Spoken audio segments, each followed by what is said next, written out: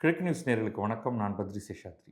மேற்கு வங்கத்தில் அவர்களுடைய சட்டமன்றத்தில் 2 சட்டங்கள் மசோதாவிலிருந்து சட்டமாக வாக்கெடுப்பில் வெற்றி பெற்று ஆகியிருக்கின்றன. இது 2மே மேற்கு வங்கத்தை பொறுத்தவரை மிகவும் முக்கியமான, தேவையான, அவசியமான சட்டங்கள்.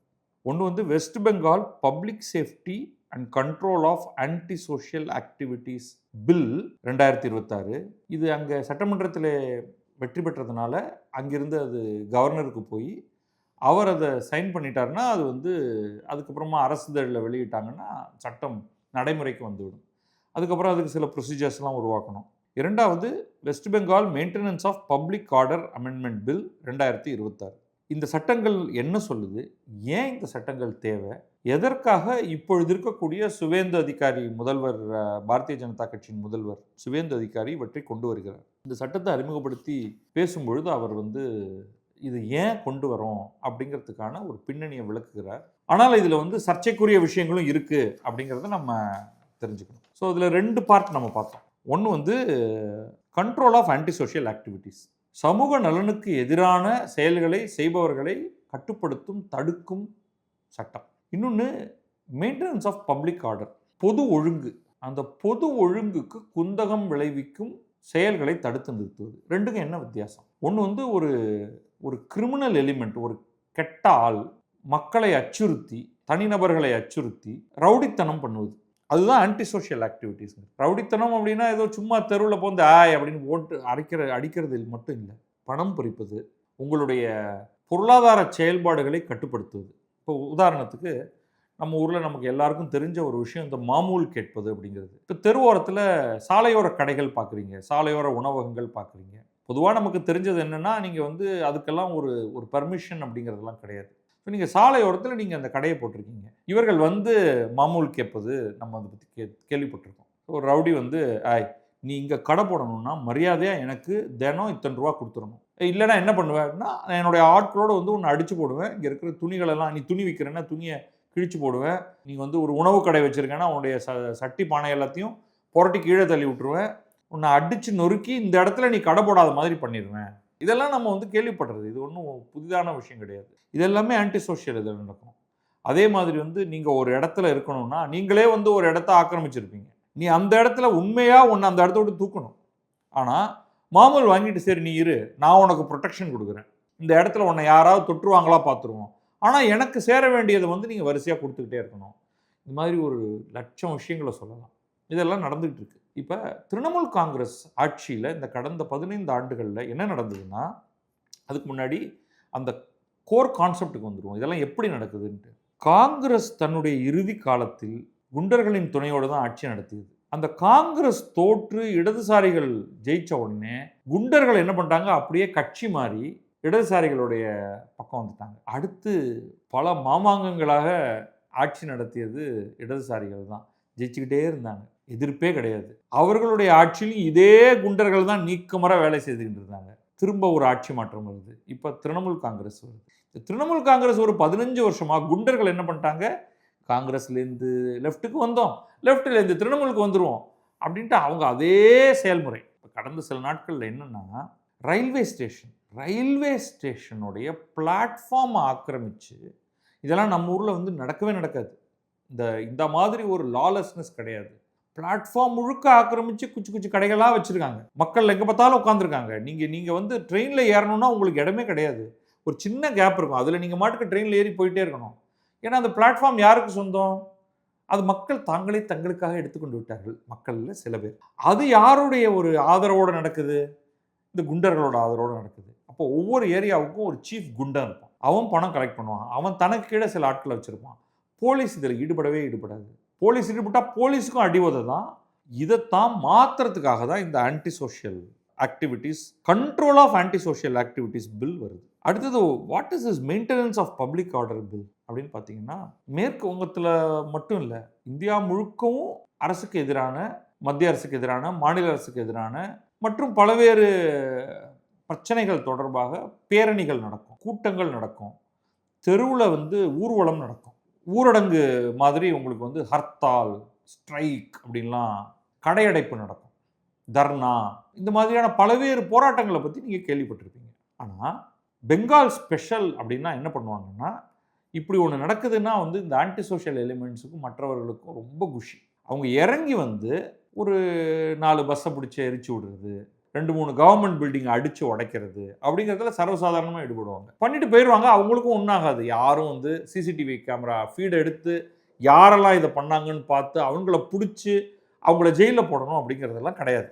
அதனால் இவங்களுக்கும் வந்து ஜாலியாக அடுத்த போராட்டம் எப்பப்பா, ரொம்ப நாள் ஆச்சு ஒரு பஸ் எரிச்சு, ஒரு நல்ல ஒரு நல்ல ஸ்பாட்டு பாரு, ஒரு நல்ல பஸ்ஸை வச்சு எரிச்சு விட்ருவோம், இன்றைக்கி ரொம்ப நாள் ஆச்சு அப்படின்னு சொல்லக்கூடிய அளவுக்கு இவங்க இருக்காங்க.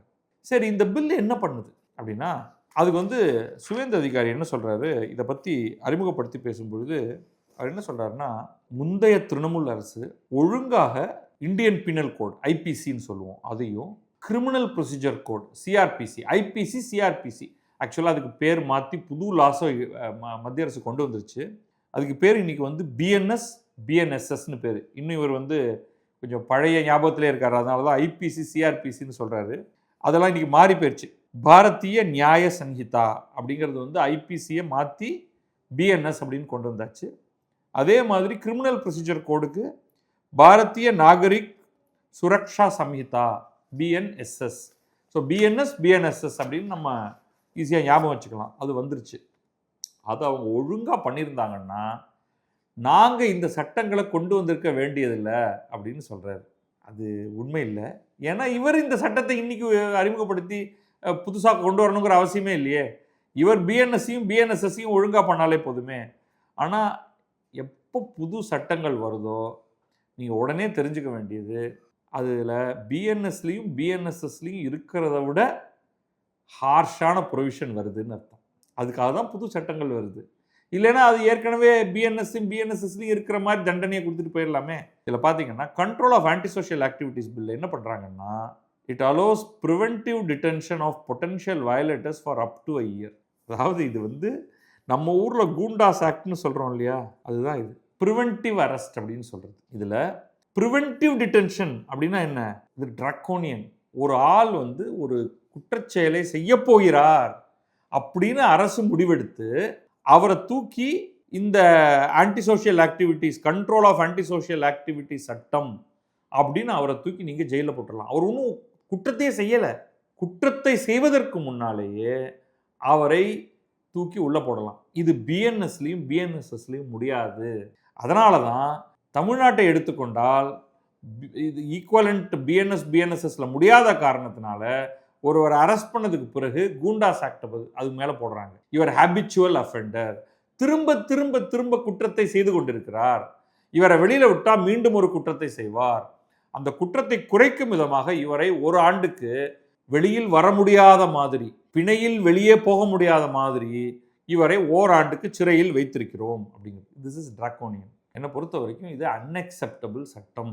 அதுதான் வந்து சுவேந்து அதிகாரி முதல்ல கொண்டு வர்றாரு. ஆனால் அவர் சொல்கிறாரு, என்ன சொல்கிறாரு, இந்த மாதிரியான சட்டங்களை வெவ்வேறு பெயர்களில் மகாராஷ்டிரத்தில், டெல்லியில், உத்தரப்பிரதேசத்தில், கர்நாடகத்தில், மத்திய பிரதேசத்தில், ஜார்க்கண்டில் கொண்டு வந்திருக்கிறார்கள். அதை நான் இங்கே கொண்டு வருகிறேன். சட்டம் ஒழுங்கில் கவனம் செலுத்துகிற, அதை பற்றி கவலைப்படுகிற ஒரு நபராகவும், அதே சமயம் பர்சனல் லிபர்ட்டி அப்படிங்கிறதுல மிக தீவிரமான ஒரு ஆர்வம் கொண்டிருக்கக்கூடிய ஒரு நபராகவும் என்னால் இந்த சட்டத்தை ஏற்றுக்கொள்ள முடியாது. எப்படி குண்டாஸ் சட்டம் தமிழகத்தில் மிக தவறாக பயன்படுத்தப்படுகிறதோ அதே போல control of anti social activities act கட்டாயமாக மேற்கு வங்கத்தில் மிக தவறாக பயன்படுத்தப்படும். நான் இப்போவே சொல்லிடுறேன். இந்த சட்டத்தை கொண்டு வந்துட்டா என்ன பண்ணுவாங்க, ஹேபிச்சுவல் அஃபெண்டர், இந்த வார்த்தையை நான் ஏற்கனவே சொன்னேன், திரும்ப திரும்ப தவறு செய்பவர்கள், மெம்பர்ஸ் ஆஃப் கிரைம் சிண்டிகேட், ஒரு மஃபியா அப்படின்னு வச்சுங்க, அது ஒரு உள்ளூர் ரவுடி கோஷ்டி, பொதுமக்களை மிரட்டுபவர்கள், பொது ஒழுங்கு பாதுகாப்புக்கு எதிராக இருப்பவர்கள்.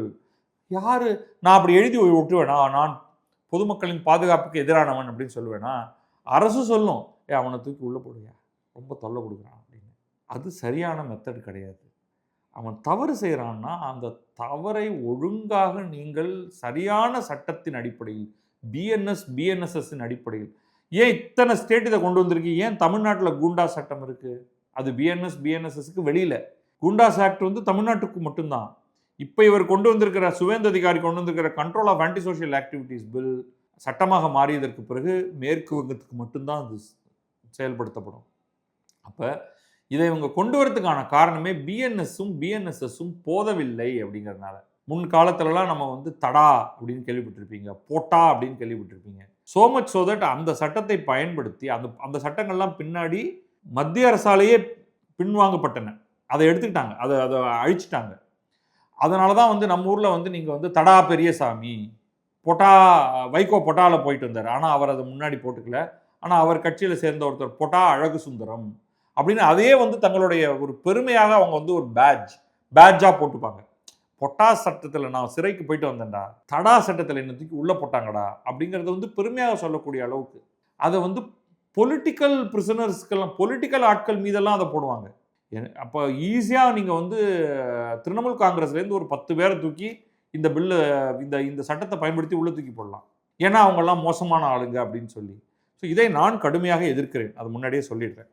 அதுக்கு அவர் ஏன் சொல்கிறார் பாருங்க, இப்பொழுது இருக்கும் சட்டங்கள் இன்எஃபெக்டிவ் அண்ட் இன்அடிக்குவேட், அவை போதாமல் உள்ளன. இன்அடிக்குவேட் போதவில்லை, இன்எஃபெக்டிவ் பயன் தருவதில்லை.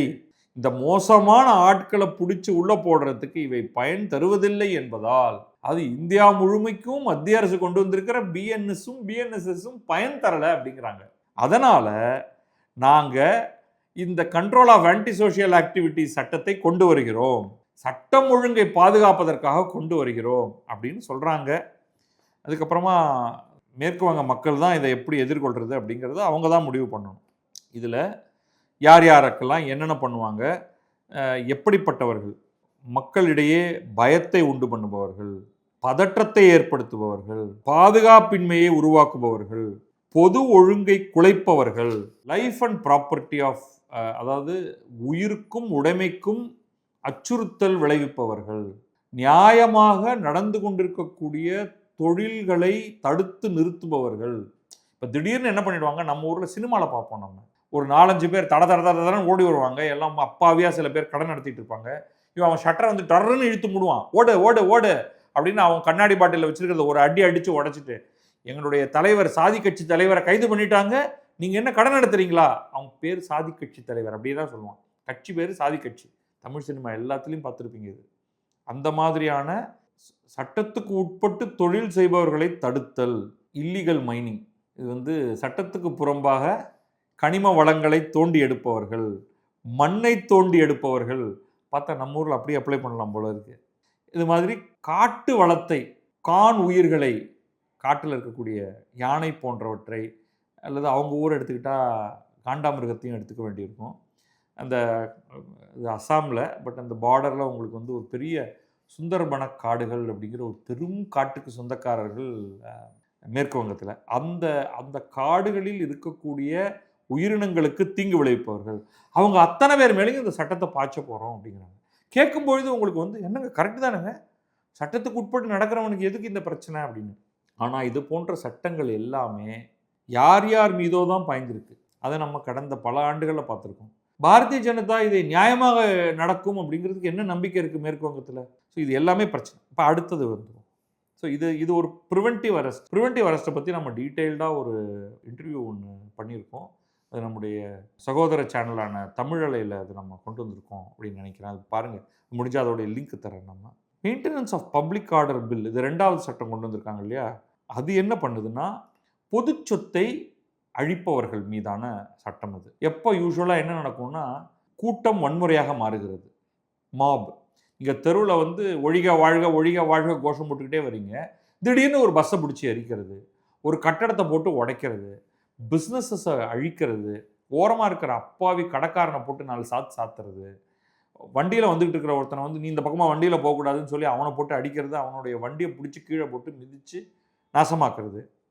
ஸோ இது வந்து இந்த மாதிரியான ரயட் நடக்குது இல்லையா, வன்முறை, அப்போ வரக்கூடிய அழிவுகள். அன்லாஃபுல் அசம்பிளி, நான் வந்து இங்கே யாரும் வரக்கூடாது, இது தடை உத்தரவு போட்டிருக்கோம், 144 தடை உத்தரவு நம்ம சொல்லுவோம் இல்லையா, முன்ன அந்த சட்டத்தோடைய எண்ணம் அடிப்படையாக வச்சு அந்த மாதிரி. அப்புறமா வந்து ஆயுதமேந்தி தெருவில் இறங்கி பிரச்சனைகளை ஏற்படுத்துவது, கூட்டமாக கல்லால் அடித்து கொள்வது, இதெல்லாம் மாப் வயலன்ஸ், ஆர்சன், இது எல்லாம் நடக்குதுன்னா ஒரு commission independent claims commission. So ஒரு அமைப்பை ஏற்படுத்தி அது என்ன பண்ணும்னா, அது என்ன அழிவு நடந்திருக்கு அப்படின்னு ஒரு லிஸ்ட் கொடுக்கும். இதை இந்த சம்மந்தப்பட்ட நபர்களெல்லாம் பிடிச்சி அவங்கள்ட்டேருந்து ரெக்கவர் பண்ணுறது. ஸோ இதுக்கு நான் வந்து ஆதரவு தருவேன். நம்ம என்னவா இருந்தாலும் நம்ம நியாயமாக நடந்துக்கணும். இப்படி ஒரு சட்டம் வருதுன்னா இதுக்கு நான் ஆதரவாக இருக்கேன். நமக்கு காலகாலமாக நம்ம ஊரில் இது நடந்துகிட்டு இருக்கு. இதை பற்றி நான் நிறைய இடங்களில் பேசியிருக்கேன். கூட்டமாக மக்கள் தெருவில் வருவதை கண்டாலேயே எனக்கு எப்போவுமே பயம். எனக்காக இல்லை, அவர்களால் எந்த டேமேஜும் நடந்துடலாம். அது வந்து ஒரு டிண்டர் பாக்ஸ் மாதிரி. அது வந்து நெருப்பு. அது லேசாக உரசிட்டிங்கன்னா பற்றி அந்த பகுதியே நாசமாக்கிடும். ஏன்னா அந்த மாப் மென்டாலிட்டின்னு இருக்கு இல்லையா, சாதாரணமாக தெருவில் போகிறவன் சட்டம் ஒழுங்குக்கு உட்பட்டு போகிறவன் கூட்டமாக தெருவில் போய் கல் அவுட் அடித்து ப்ராப்பர்ட்டிக்கு டேமேஜ் பண்ணுறது, தொழில்களுக்கு ஏதாவது ஒரு விதத்தில் ஒரு இழப்பை ஏற்படுத்துவது, பஸ்ஸை எரிக்கிறது, இது எல்லா காரியத்தை செய்கிறவங்களையும் பிடிச்சி நிறுத்தி அவங்களிடமிருந்து காம்பன்சேஷனை வசூல் பண்ணுறது, இன்க்ளூடிங் அவங்களுடைய சொத்துக்களை பறிமுதல் பண்ணி அதை ஏலம் விடுறது, டு ரெக்கவர் த லாஸ். இது வந்து நான் ரொம்ப முக்கியம் அப்படின்னு நான் சொல்லுவேன். அப்போ அடுத்து நான் ஏற்கனவே சொன்னேன், நான் இதை ஏற்றுக்கிறேன், இந்த இழப்பீடை நான் ஏற்றுக்கிறேன். ஆனால் ப்ரிவென்டிவ் டிடென்ஷன் அப்படிங்கிறத நான் ஏற்றுக்கல. அப்போ அதுக்கு வந்து அவர் தொடர்ந்து பேசுகிறாரு, எல்லாரும் வந்து இந்த ப்ரிவென்டிவ் டிடென்ஷனை கண்டு பயப்படுறீங்க, ஆனால் நாங்கள் வந்து நியாயம் தரப்பட வேண்டும் மக்களுக்குன்னா இதெல்லாம் பண்ணணும். நாங்கள் வந்து காம்பன்சேஷனுக்காக ப்ராப்பர்ட்டியை ரெக்கவர் பண்ணுவோம்.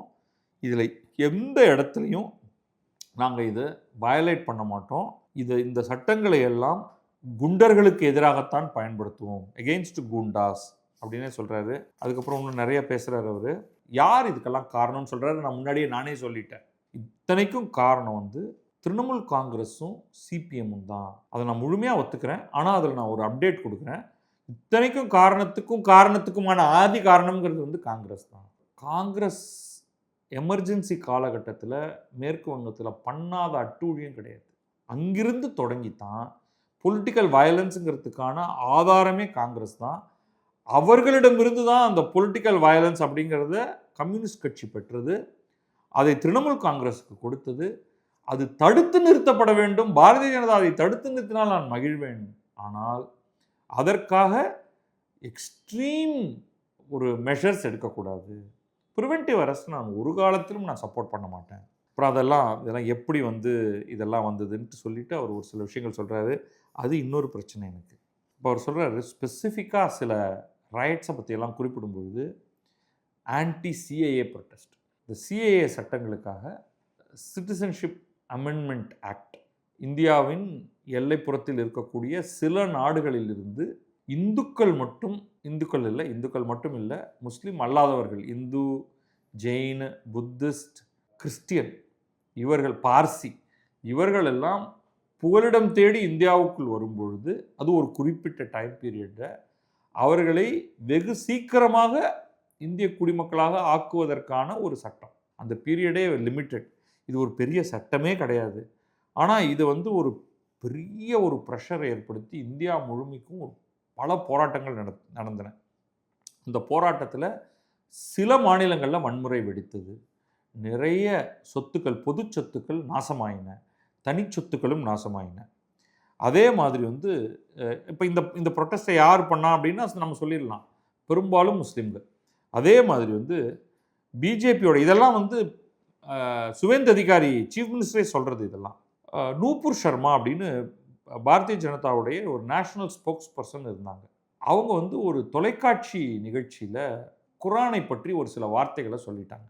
அது வந்து இந்தியாவுக்குள்ளே மட்டும் இல்லை, அதை அவர்கள் சொல்வதற்கான காரணம் என்ன அப்படிங்கிறதுக்குள்ளெல்லாம் கூட நான் போகலை. அவங்க சொன்னாங்க. அது ஒரு இன்டர்நேஷ்னல் பிரச்சனையாகவே மாறிச்சு. பிற முஸ்லீம் மெஜாரிட்டி நாடுகள் இந்தியாவுக்கு கடுமையான கண்டனத்தை தெரிவித்தன. உடனே ப்ராம்ப்டாக இந்தியாவில் இருக்கக்கூடிய சில முஸ்லீம்கள் வந்து இந்த அம்மாவுடைய தலையை வெட்டிடணும், அவங்கள வந்து கொன்னுடணும் அப்படிங்கிற மாதிரியான சில கடுமையான வாசகங்களை தெரிவித்து, அதனால் வந்து இவருக்கு பயங்கரமான போலீஸ் ப்ரொடெக்ஷன் கொடுத்து இவங்களை ரொம்ப நாள் பாதுகாக்க வேண்டியதாக இருந்தது. அந்த சமயத்தில் வந்து ஊருக்கு வந்து பத்தி எரிஞ்சுது. முஸ்லீம்கள் அதிகமாக இருக்கக்கூடிய பகுதிகளில் மிகப்பெரிய ரைட்ஸ் நடந்தது. அதை மென்ஷன் பண்ணுறாரு. அதே மாதிரி வந்து வக்ஃப் அமெண்ட்மெண்ட் ஆக்ட், வக்ஃப் சட்டத்தை வந்து மத்திய அரசு கொண்டு வருது. அதற்கு எதிராகவும் ரயட்ஸ் நடக்குது. அப்போ இவர் சொல்கிற ரயட்ஸ் எல்லாமே முஸ்லீம்கள் பண்ண ரயட்ஸ். முஸ்லீம்கள் தங்களுக்கு எதிரான சட்டங்களை எதிர்த்து அவர்கள் தரையிறங்கி வரும் பொழுது, அப்போ அதை சொல்லிட்டு இது எல்லாத்துலேயும் அரசு உடைமைகளுக்கு மிகப்பெரிய அச்சுறுத்தல் ஏற்பட்டது, அழிவு ஏற்பட்டது. அதை தவிர தனியார் வீடுகள், கடைகள், தொழில்கள் அத்தனையும் வந்து பாதிக்கப்பட்டன. அதுக்கு இந்த சட்டங்கள் மட்டும் இருந்திருந்தா, இந்த 2வது சட்டம் நான் சொன்னது ப்ரிவென்டிவ் அரெஸ்ட் அல்ல, அந்த ரெக்கவரி அண்ட் காம்பன்சேஷன் ஆக்ட், அது மட்டும் இருந்திருந்ததுன்னா நான் வந்து அத்தனை பேருடைய சொந்த சொத்துக்களை எல்லாம் எடுத்து கான்ஃபிஸ்கேட் பண்ணி அதை நான் ஏலத்தில் விட்டு இந்த இழப்புகளை எல்லாம் நான் இழப்பீடு செய்திருப்பேன் அப்படின்னு சொல்லிட்டு அதுக்கப்புறம் அதோட விட்டுருவோம். இப்போ இந்த 2 சட்டம் அவர் கொண்டு வந்திருக்காரு. இது என்னுடைய ஒப்பீனியனில் இது பாஸ் ஆகிடும். ஏன்னா கவர்னர் இங்கேருந்து போன RN ரவி தான் இருக்கார். அவர் வந்து ரொம்ப விருப்பத்தோடு அதை கையெழுத்து போட்டு கொடுத்துருவாரு. அரசு இதழில் கொண்டு வந்துடுவாங்க. ஆனால் அந்த ப்ரிவென்டிவ் அரெஸ்ட் வந்து நிச்சயமாக சேலஞ்ச் பண்ணப்படும் கோர்ட்டில். கோர்ட் அதை ஏற்றுக்குதான்னு பார்க்கணும். மோஸ்ட்லி யாருமே வந்து இந்த 2வது சட்டம் அதை வந்து பெரிய அளவுக்கு அதை எதிர்க்க மாட்டாங்க. கோர்ட்டுக்கு போனாலும் அது நிற்கும். West Bengal maintenance of public order amendment bill 2026 வந்து நிற்கும். Control of anti social activities bill 2026 அது சட்டமாக மாறும்போது public safety and control of anti social activities bill அந்த ப்ரிவென்டிவ் அரெஸ்ட் ஃபார் 1 year அப்படிங்கிறதுல இன்னும் அதோடைய மற்ற ஷரத்துக்கள் எல்லாம் கொஞ்சம் பார்க்க வேண்டியிருக்கு. இப்போ தமிழகத்தை பொறுத்த வரைக்கும் கூண்டாஸ் ஆக்ட் வந்தால் அதை வந்து தொடர்ச்சியாக ஒரு இண்டிபெண்ட் பாடி வந்து அதை ரிவ்யூ பண்ணும். ரிவ்யூ பண்ணிவிட்டு இவர் கூண்டாஸ் ஆக்டில் இவரை உள்ளே அடைக்க முடியாது அப்படின்னு சொன்னால் அவரை விடுவிப்பார்கள். அதே மாதிரி அவர் வந்து அப்படியெல்லாம் நடக்கலைன்னா கூட நீங்கள் வந்து ஹைகோர்ட்டை மூவ் பண்ணி கூண்டாஸ் ஆக்டையே குவாஷ் பண்ணணும் அப்படின்னு கேட்க முடியும். பல நேரங்கள் அதை பண்ணியிருக்கு உயர்நீதிமன்றம்.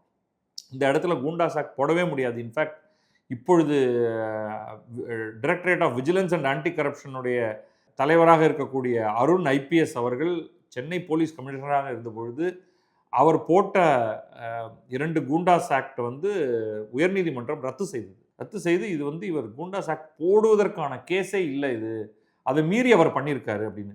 பொதுவாக எல்லா மாவட்டங்களிலும் அங்கே கலெக்டர் அதில் இன்வால்வ் ஆகணும் கூண்டாஸ் ஆக்ட் போடுறதுக்கு. சென்னைக்கு மட்டும் போலீஸ் கமிஷனரே போட்டுடலாம். அது வரம்பு மீறி அது பயன்படுத்தப்பட்டிருக்கிறது அப்படின்னு கோர்ட்டே சொல்லியிருக்கு. இதை நான் வந்து உதாரணத்துக்காக சொல்கிறேன். இந்த விஷயம் மேற்கு வங்கத்தில் ஏன் நடக்கக்கூடாது? நடக்கலாம். அதனால தான் வந்து இந்த ப்ரிவென்டிவ் அரெஸ்ட் அப்படிங்கிறது ஒரு பெரிய பிரச்சனைக்குரியது. பார்ப்போம் இது என்ன நடக்குது அடுத்தடுத்த கட்டங்கள்னு. நன்றி, வணக்கம். நான் பத்ரி சேஷாத்ரி. இது கிழக்கு நியூஸ்.